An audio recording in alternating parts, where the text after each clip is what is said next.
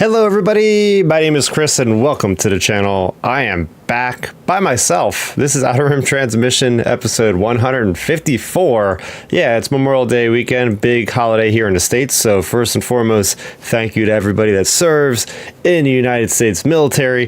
Without you guys, we wouldn't be here, simply put. So yeah, make sure as you're celebrating or having your barbecue out there, think about that. So with that being said, it's going to be a bit of a hodgepodge kind of episode. I'll be honest with you. There really isn't any Star Wars news unless it's pertaining to Acolyte. And I figured that we're going to have our Acolyte episode next week. So we're not going to talk about any of the trailers, any of the fan reactions until next week. So hold on for that. But as far as for this week's show, there is a bunch of stuff coming out of some interviews over there at Cannes Film Festival in France about George Lucas. He's speaking. He is saying things out there on the public circuit for the first time. This guy, right? He's been very quiet ever since he sold, Disney Lucasfilm. He's retired, and he's obviously he very much is appreciating and probably loving the retirement, right? But yeah, he's been out there in the limelight a little bit. So I'm going to pull some quotes and some interesting things that you can read by the headline. We're going to be talking about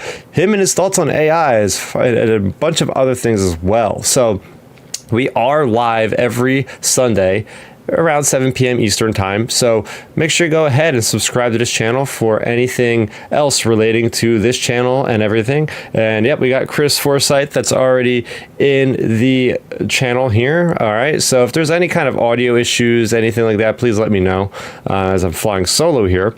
But yes, you can download this podcast on any streaming platform of your choice. Go ahead and Outer Rim Transmission on Spotify, on Apple Music are the two main things. And make sure you go ahead and do give me some comments and feedback as well.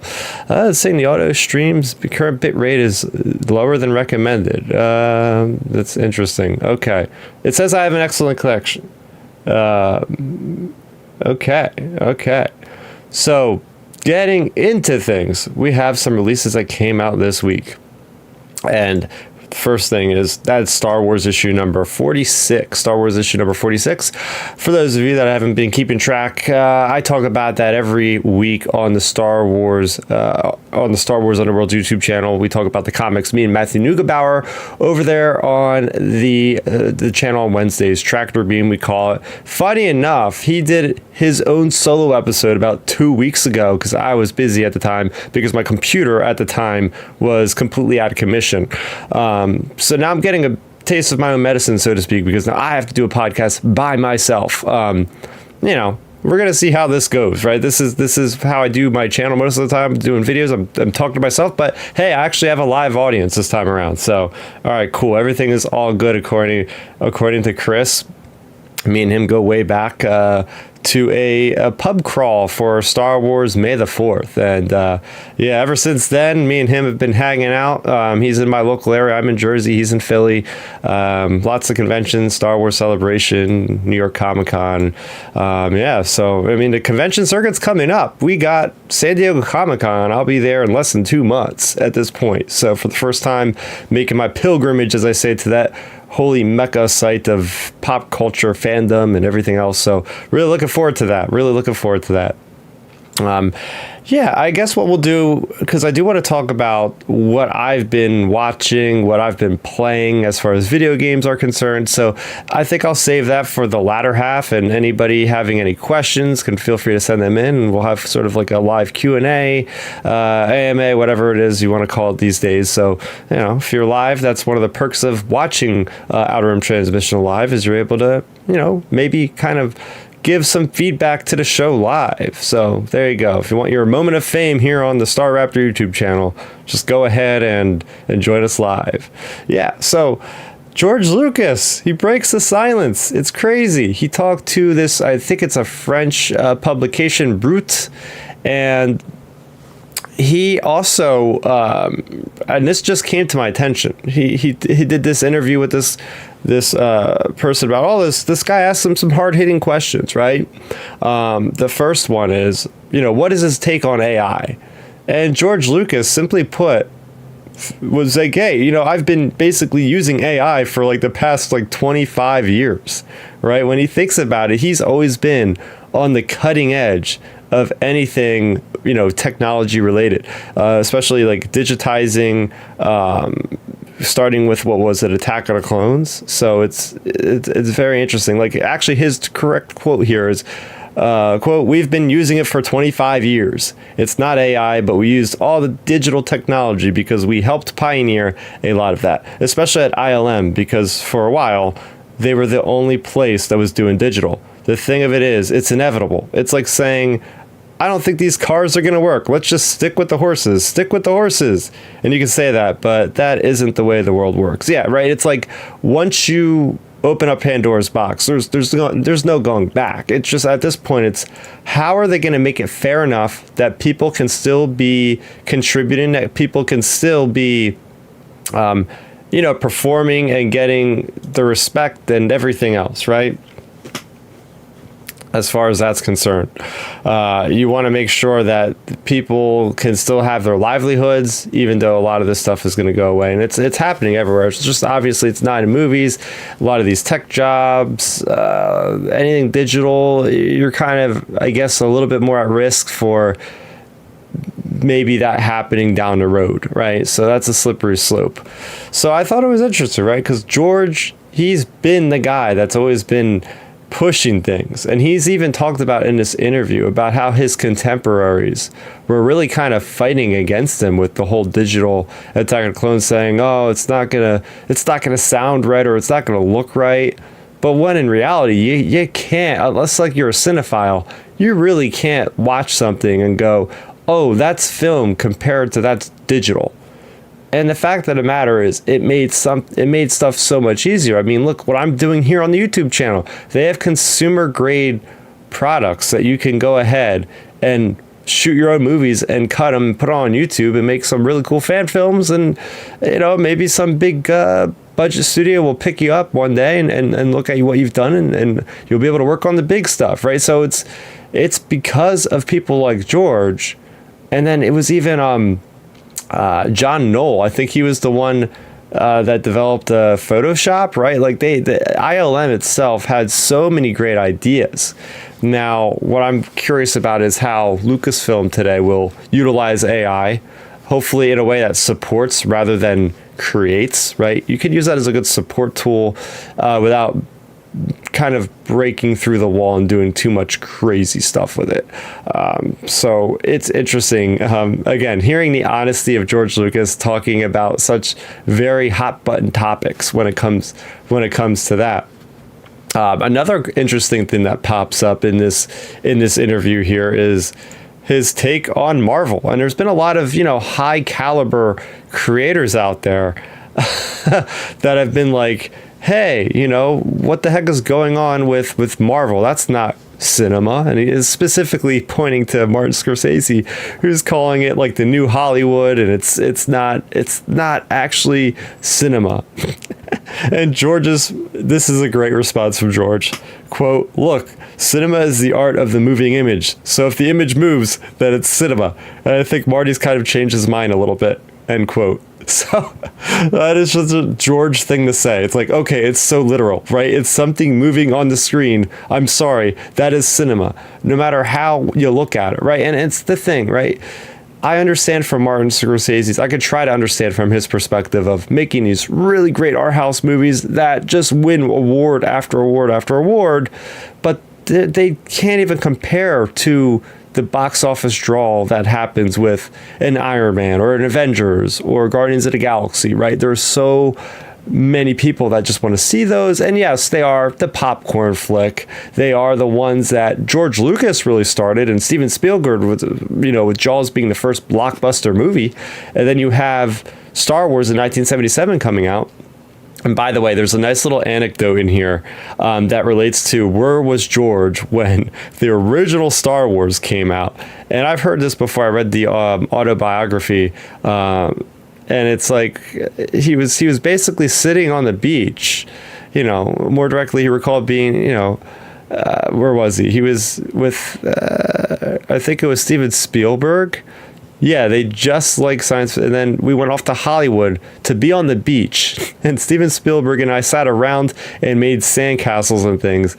And some of my friends from the United States called and said, turn on Walter Cronkite tonight. Turn on the news. I turned it on, and he did a whole thing about what a phenomenon it was, and that's when I finally realized that it was a phenomenon, end quote. So yeah, I love just always revisiting that story of George and Steven Spielberg. Just they went on a vacation. They were so scared of what could have happened that they wanted to be so far away from it all that they could at least enjoy a moment of kind of peace before things go crazy. And they never expected it to go the way it did. It's very cool seeing that. George also commented on the streaming platform, which I found really interesting. He's talking, I don't know, streaming is very powerful and it's great. It's really up the movie business because we could see the problems of the theatrical movies business and it was not good. So everybody was looking to streaming to save it, but nobody knew that it would. And that's what Netflix took off at that point. I just said, look, I don't know what this is going to be. There's going to be a giant transition in the business, and I don't know much about it. And then I sold the company and retired, basically. And that's end quote there from George Lucas. So, yeah, right. This was in 2012. That's kind of when the bubble was about to burst. Yeah, Netflix was on. We were watching things like Orange is the New Black, like House of Cards. Like those were the very first streaming shows out. And it was just interesting seeing about, oh, yeah, this is... little did we know that Disney would eventually get on board. I mean, I think it was kind of just a matter of time. But what I would like to think of is what George would be doing right now if he was still in control. And let's say he was working with Disney Plus or something.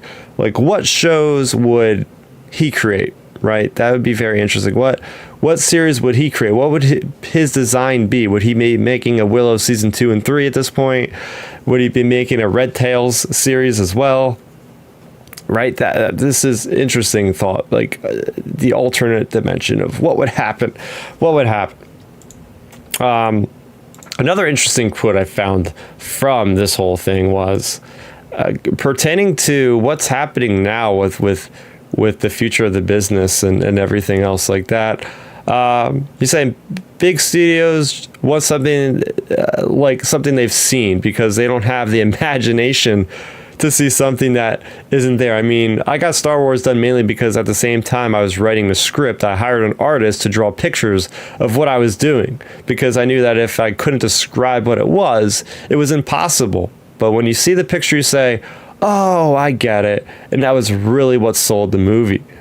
So that pertains to a wider conversation of George Lucas. I can't find a quote right here, right now, but it's basically along the lines of George saying that, basically too many things are sequels nowadays. And I agree. Most of the things I see every year are part of a universe, a sequel, a prequel. And he basically calls out the studios, which, at this point, he doesn't care. He's got his $4 billion from Disney. He can say what he wants. He has no connection anymore. He basically says that Hollywood does not have enough original ideas. They don't have enough original ideas. And that's true for most studios, right? Although A24, I've seen like 3 different movies in the last year that are all original, all really great films, right? The last one I seen was Civil War. Really enjoyed that. You also have this one thriller with this weightlifting chick. I forget the actual title of the movie in the 70s or the 80s. And then there is The Zone of Interest, which is a World War II Nazi concentration camp, really heavy movie that actually won Best Foreign Film. So there's been a lot of like great movies coming from that company, which doesn't have IP. But when you look at, Disney, when you look at Warner Brothers, when you look at Universal, right? These all have the big tentpole franchises. And that's how they get butts in seats. But I feel like lately, that isn't working as much. And eventually we're going to hit that ceiling where people are just like, yeah, this is too much the same. And unfortunately, I think that's really what's happened with the Marvel Studios after Endgame kind of hit the bubble and everything kind of just feels like it's a hamster going in circles around the wheel. It just is the same kind of stuff for the most part. Yeah, you have your bright spots like Guardians of the Galaxy Volume 3. Hopefully Wolverine and Deadpool and Wolverine will be also a nice, breakthrough. But like you look at DC And yeah, you could talk about a lot of other things, but like a Flash movie that has Batman returning and it barely makes that much money. All this stuff kind of leads to that direction of the audience themselves are getting kind of fatigued, I think. And yeah, the truth of the matter is, if you tell a good story, it doesn't matter that, you'll end up having people coming out to watch your movie. So yeah, I just, this is basically the main stuff that came out from these articles. Now, if I go over and I look at this other thing that popped up, and I don't know how to spell it, I don't know how to pronounce this because I do not speak French, but George Lucas, in recognition of all of his influential career, he was celebrating his 80th birthday and received the honorary Palme d'Or at the 2024 Cannes Festival closing ceremonies on Saturday. So yeah, and he was basically his lifelong pal, Francis Ford Coppola, presented it to him. So that is so cool, because as somebody that, I've read a lot of what George has done over the years, and Francis Ford Coppola, guy that created the Godfather himself, right? That guy, he and Steven Spielberg and all these guys were always hanging out in the early 70s or probably late 60s is more like it. So it's cool to see him getting recognition with his buddies out there. Right now, George Lucas said in the interview, like, the main thing he cares about right now, he doesn't want to make another film. He said the last film he made was Strange Magic, and he's just focused on his big museum in LA. I wish that was open when I was going, which I'm going to LA this summer. I wish it was open.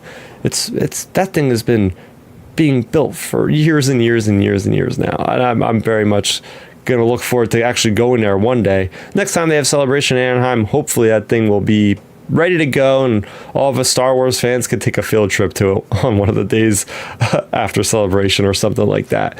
But yeah, there you go. It's great to see George Lucas on camera talking. And I can't believe the guy's 80 years old now. Like, it's really hitting me like, geez, this guy, he has done so much in his career, and in the last 10 years it's been nice. He's been able to actually enjoy things and not be bombarded by fans going, what about this character, what about, like, it seems like George has had like a really nice rest kind of retirement, which unfortunately not a lot of people can do. A lot of people don't have the they don't have the leverage to be able to pull off a retirement, or if they do, they sometimes they don't enjoy it. But it seems like he's, last I heard, he was making like his own like little foreign movies, or not foreign movies, but his like own little movies that he would just show his family and friends, close friends and stuff like that. But yeah, apparently they had a big soiree over at the Skywalker Ranch, and they had a bunch of celebrities showing up there and some famous songwriters and different things there. So I would have liked to be a fly in the room at that point, to be able to actually see all those really influential people over there hanging out with George Lucas himself. But yeah, so there you go. That was really the biggest news stories not pertaining to the Acolyte this week. I'll be honest, like, we're kind of in the calm before the storm, if you will, because the Acolyte will be releasing, if you guys are watching this or listening to us later in the week, it'll be next week, next Tuesday, it'll be out, right? Like, that is crazy to think about. This show that got announced in 2020, basically almost 4 years later, we're going to finally see a Star Wars story that's outside of the Skywalker saga. But yes, I do not want to go and talk too much about that, because I will be talking about that in depth with Milton and with Ben. And I'll tease this real quick. Maybe one other guest. So, keep your eyes peeled for next week. You might see somebody on here that you don't actually recognize, and that could be really, really fun. I look forward to that. But all right, now we've got the Star Wars stuff out of the way. This podcast is called Outer Rim Transmission, and I guess a part of me named it that way to be more generic. Like, it doesn't necessarily mean it's a Star Wars podcast. And I run this darn thing, so why not talk about stuff that's not Star Wars? So that's what I'm about to do right now. So, hey, if you came here for the Star Wars, I gave you guys, I met the quota. I talked about Star Wars, and now I'm going to veer off into another lane, a couple of different lanes. But first, one thing that I've been wanting to show off. This is Star Wars, a little show and tell. I usually do this in the beginning for my week in Star Wars, but I kind of jumped the gun. And that is, I've picked up some more miniatures, and that is, if you're listening, I'm showing off the Bad Batch Shatterpoint Clone Force 99 Squad Pack from, this is Atomic Mass Games. Yeah, you get the whole thing. You get Wrecker, and you get Omega, you get Hunter, you get Crosshair, you get Tech, and you get Echo. So I picked that one up. We'll see how long that stays in the packaging, because I've been really bad about assembling and painting these things. But I just see them on the shelf, such as this That's Good Business Squad Pack, which features Hondo Anaka and his Weequay gang there, including having a little Kawaki monkey lizard on his shoulder. So there you go. I mean, I'm going to get to these guys eventually. It's been a long time. And the main thing, and this is my next topic, the main reason why I haven't actually done much with miniatures, other than kind of a breakdown at a competition tournament where I did absolutely horrible. It was not my opponents that scared me out of playing the game again, or it was me making stupid mistakes. I'm not a competitive gamer when it comes to tabletop gaming. I go to have fun, but I got a little bit burnt out. So I hence took a break, and I've been tackling my gaming backlog, which is just absolutely horrendous. Things from PC, things on Xbox. I'm going to run through the list of things I've played so far. So if you're interested in gaming at all, this is the segment that's for you. So looking at the games I've played, I started off this year, I always make a list, with Dead Space Remake. And man, Dead Space Remake absolutely was awesome. I freaking loved it. It was really just about the game that came out in 2000. I don't even know when the original game. I played the original game, but yes, Dead Space Remake, awesome. Then I went on to play Gotham Knights. Gotham Knights, it's got great story, massive city. However, the combat is just kind of floaty. The world felt like a little bit lifeless in a way. But still, it beat Suicide Squad out. Suicide Squad Kills the Justice League was so disappointing. Like, just the game was basically just a bunch of really high-res cutscenes, and the gameplay was something you would expect from like a 2005 360 game or something like that. It was just not up to snuff at all. Actually, I don't even know if 360 was out in 2005. It's probably the Xbox, the original. And recently, I've been going on a quest to catch up on all of the mainline Assassin's Creed games. So I finally completed Assassin's Creed Valhalla. I basically started the game as early as it was 2022, put it down for a while, picked it back up, put it down. You know, it's been one of those games that's been a project, because if you guys aren't familiar, people tend to complain about Valhalla because it was a game that kind of felt bloated, right? Like, you have levels and you have so many side quests and activities to do. They just get sidetracked all the time, and it's very hard to stay focused in a game like that when you constantly have all these different things that are pulling your attention off this beaten path, off that beaten path, and it can kind of feel overwhelming. But I took the approach of, it took me 2 years because I'm just slowly enjoying the game, not trying to ram my way through it really quick. And I feel like sometimes that's what you have to do with games. I did the same thing with Red Dead Redemption 2. I did the same kind of tactic with The Witcher 3 Wild Hunt. They're both massive games where sometimes it's better off that you just kind of savor the experience like a nice fine wine, right? You just kind of sip it, put it down, return to it, and just keep on savoring it until you're done. And that's what I did with Assassin's Creed Valhalla. Really enjoyed it.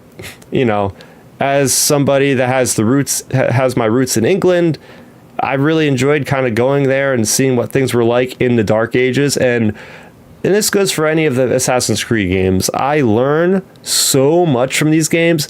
They do a great job, Ubisoft, with really kind of weaving in historical facts and evidence into the gameplay itself, and then a lot of times in the story. A lot of things that happen in history or you're actually taking place and playing through, which is just so much fun. Yeah, I'll be honest, like, I learn more from these games than I do from history class. It's that simple. I think it's just the interactive element of being in these places back in time is just something that engages me so much more. So absolutely loved it. And then I also went right into Assassin's Creed Mirage, which is kind of like a pseudo spin-off of Valhalla, where you have a character named Basim who shows up in Valhalla, and then you actually get to play his story. So the history behind the game making of this one was supposed to originally be like a really beefy, big size DLC, and then Ubisoft was like, I guess we need to pad out our schedule. Let's just make this its own game. The cool thing was it wasn't a full price $70 game. I think it was like $50. I still ended up getting it on sale. But yeah, it's a much smaller scale Assassin's Creed that returns to its roots of playing with stealth a lot more and playing with that classic Assassin's Creed. What I mean by that is the recent games such as Odyssey and Origins and Valhalla have really become like these massive open world RPGs where there's a lot less stealth, a lot less dependence on assassinations and just more action combat. Mirage, they go back to original AC, and you have to, or it's at least incentivized more to just go in as stealthy as you can, and it's very satisfying because they give you challenges and all that sort of thing. The first Star Wars game I've played this year, and it won't be the last, was Star Wars Dark Forces Remaster, and this was an example of how I talked about it on the podcast already, but just like a great example of how to kind of port over a game but remaster it so it actually works on current gen systems and what we're used to, right? So for instance, you can aim up and down now. It's a lot smoother. The FPS is buttery smooth. They remastered the soundtrack and the sound, so it is so much more pleasant to listen to. But yet they still retain the same MIDI soundtrack. So it is kind of a blast from the past, but they captured everything that's important about the original game. And there you go. So this next game is the most recent game I've played through, and it's number 7 on my list, and that's Senua's Saga Hellblade 2. So this is the new benchmark for graphics, guys, and audio. Like, this is a master class in how these current gen systems should be operating. You cannot play this game on previous gen hardware like PS4, Xbox One, or Switch. There's no way. This uses Unreal Engine 5. They first announced this game back at 2019. This was the first Xbox Series X game announced, and we finally get it. And it's just incredible. Like, the combat is pretty simple, but when you're fighting and you're seeing the reactions of the guys' faces, this is a callback to Xbox One's launch title of Rise Son of Rome. That game kind of had the same feel, where it was like very good combat, or in that case, very good combat, but not a lot of substance. This game actually says something about psychosis. You're using headphones. They tell you should wear headphones, and that is because you're having voices in each ear, right? If you're wearing headphones, you have these different voices. The Furies, this is a lot of Norse mythology and things of that nature. So you have these different beings speaking to you, giving you different ideas, and it really screws with your head. And it's just very interesting game design, great story. That's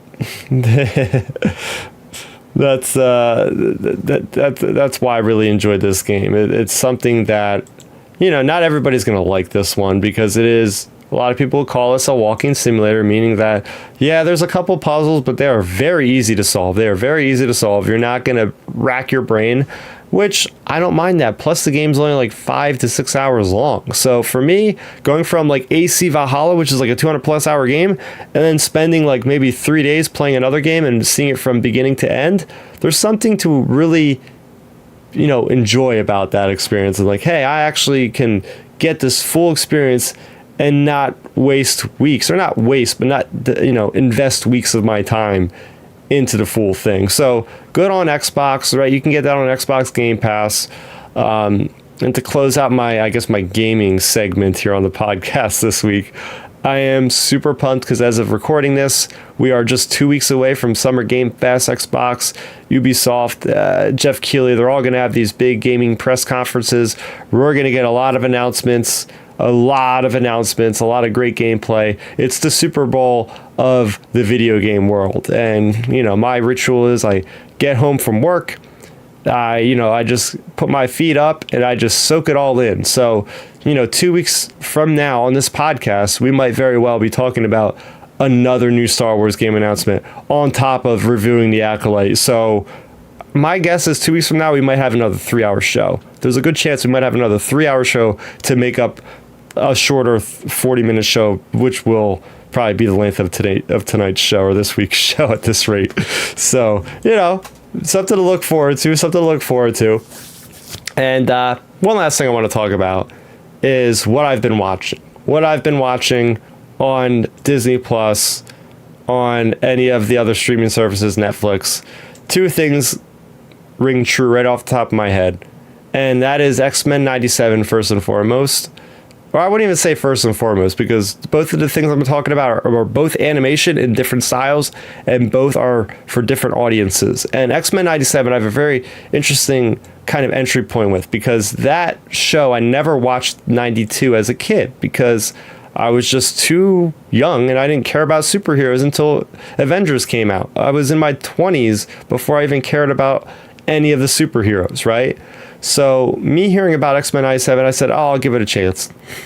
And it's like this. It's a sequel. It's the sequel to the original run, and they basically do a great job of capturing all of the elements, the style, the writing, the nostalgia. Makes you feel like you are in the 90s, right? They do a great job with that animation style, everything. But what it really comes down to is there's a level of maturity and there's a level of just overall just greatness about this show. I loved the storylines with Jean Grey and with Cyclops and with Professor X. And I never cared for X-Men until I watched this show. And now I totally get it. Now I know why there are such a contingent of hyped fans for these specific characters. Because I'm not going to touch spoiler territory, but there were moments where my jaw hit the floor. Like, I could not understand how I was feeling such emotion for animated characters that I didn't even care about before. Like, it was that good. The character development, the relationships. There's so much more to this series than just a bunch of X-Men mutants beating up bad guys. There's so much more to that. There's a lot more depth and nuance and just absolute stakes.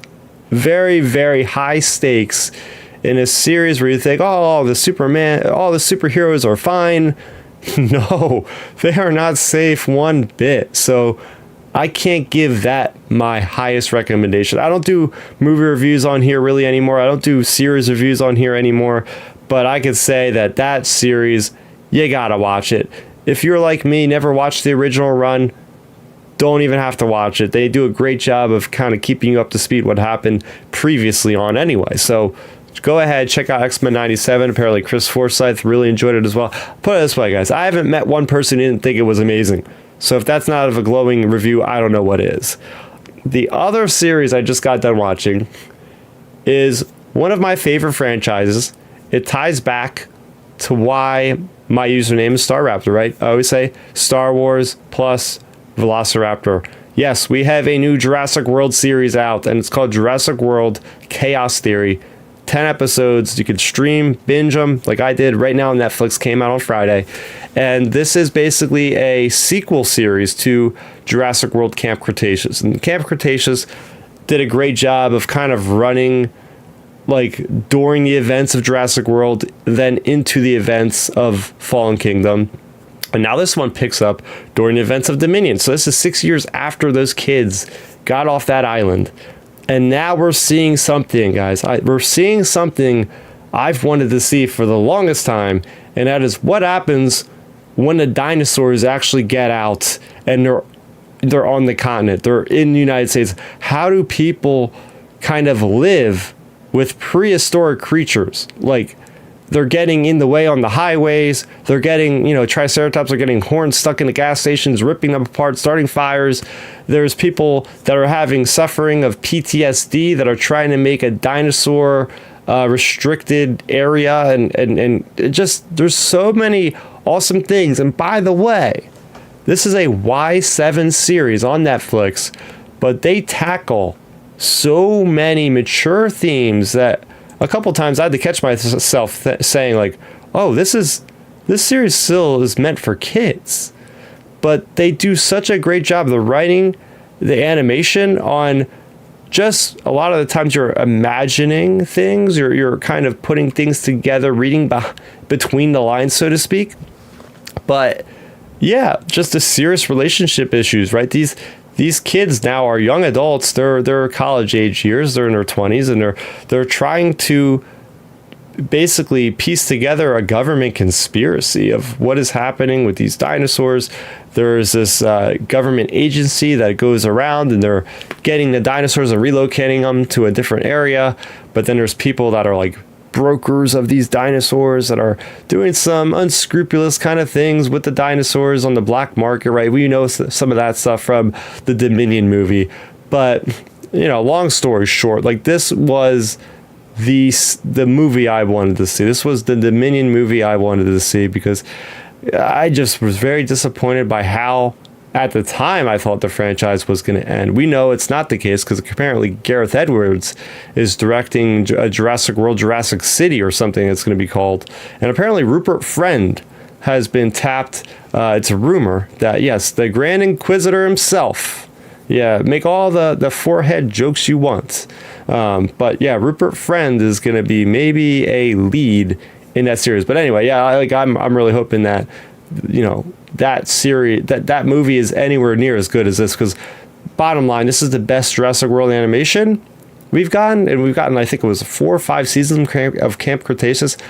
This is one of the best Jurassic Park World entries, period. And I'm putting up there on the movies. Now, granted, as a huge Jurassic Park fan, I know it's not the best thing to say this thing is better than most of the movies, because I'll be honest, a lot of the movies are not good, right? They're not good. For me, I have the nostalgia glasses on where it's just like, I love all Jurassic Park, but I can understand that there's only one great or amazing Jurassic Park, and that is the original. Lost World, you get some weird stuff going on there. Jurassic Park 3, you get some weird stuff. Jurassic World is the second best one. I think Jurassic World is a pretty great movie, honestly. Fallen Kingdom has its bright spots, and Dominion is just probably the worst one out of them all.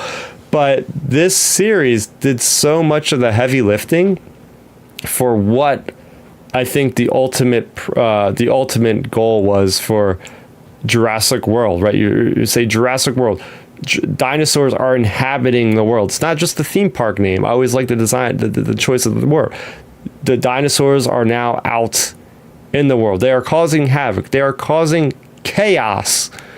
And you're getting certain people that are actually banking and making money off of people dying and other things. And it's just like, wow, this is a Y7 series, and there's so many terrifying moments and moments of fear. Yes, granted, would I have liked to see blood and people getting killed? As morose as that sounds, yes.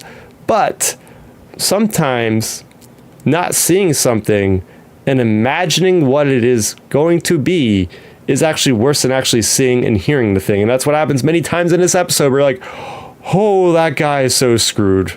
Oh, I feel sorry for that guy, right? Like, there was a lot of great moments like that in this series, and the way it leaves off on that cliffhanger, like, I'm pretty sure they didn't say anything officially, but I'm pretty sure soon enough, as long as enough of us are watching, we're gonna get another Jurassic World Chaos Theory season. It's just a matter of time before we get that announcement, but yeah, I understand, listening to one person talk for 40 minutes is enough sometimes. So I think it is as good a time as any to start wrapping things up here for this much shorter edition of Outer Rim Transmission. This is episode 154. Again, the full crew plus maybe one other guest will return for a regular version, I should say, of Outer Rim Transmission. I hope you guys enjoyed this. We talked Star Wars off the top, but I figured, I'm on here with a mic. Let me talk about some things I've been watching, things I've been playing, what's been on my mind with pop culture. So I hope you guys enjoyed this one. Please send me feedbacks. Please send me comments. Again, if you have not subscribed to this channel, also hit that like button if you haven't already. Just kind of spreads out this show more to other places, right? So we want to kind of get as much of a positive a positive community here built as we can, and we have had a very great community here so far. But yeah, so for Ben that couldn't be here, for Milton that couldn't be here, they're off having some good old barbecue. That's gonna do it for Outer Rim Transmission episode 154. Thanks for watching. May the Force be with you, End transmission.